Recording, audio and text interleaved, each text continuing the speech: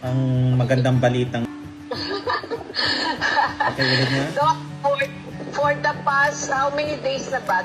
Wednesday, so Thursday, Friday, Saturday, tas ngayon po, Doc, laging maganda yung tulog niya, saka po araw-araw na siya dumudumi. Okay, very good. So, kamusta naman ang lakas? Nanghihina pa rin? Medyo lang namin. Medyo lang daw, Doc, napapansin niya, parang inaantok siya during the day. So, natutuwa ka ba sa insulin mo ngayon?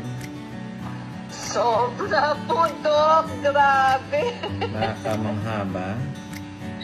Grabe, Doc. Parang ano, ganun pala yun. Ganun pala yun. Ngayon lang ba kayo nakaka-experience ng ganitong sugar level?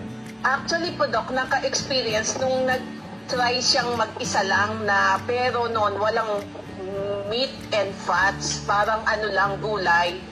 Tapos nag-alis lang siya ng rice and tinapay, so nag-less than 100. Kaya lang po, yun nga, hinang-hinang-hina siya. Yun yung po yung hindi kami marunong.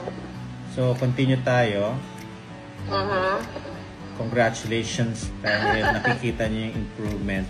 So, Ngayon yung maganda, no, naka-guide naman kami.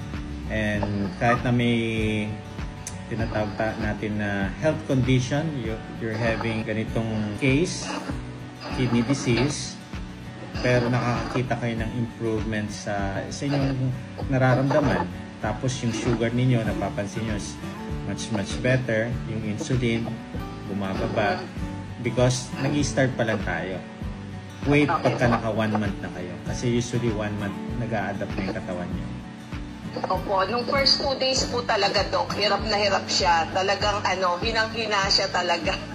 Tapos nakikita ko sa mukha ni Sir, ano no, maganda ngayon, maaliwalas, unlike before. Talaga mapapansin mo may sakit. Kaya nga napapansin ko, baka mga naglo-low carb na mga may kidney disease, ang gaganda ng mga skin pa rin nila. Hindi ko nakikita yung mga haggard look. Pero Yung pa, Doc, parang ano, parang napansin po niya na mapula na yung ano, yung palad niya. Namamatid siya. Medyo lang daw po nakakaramdam siya ng pamamanhid. yes, pwedeng dehydration or pwedeng yung complication ng diabetes, no? Yung neuropathy. Pero mararamdaman nyo yung nalelesen and hopefully mawala. Okay? Okay. Pag kami mga ano kayo nararamdaman, message lang. Pag may emergency, you can call anytime. Basta mahalaga, continuous lang tayo. Congratulations ulit, ha? Thank you, Doc.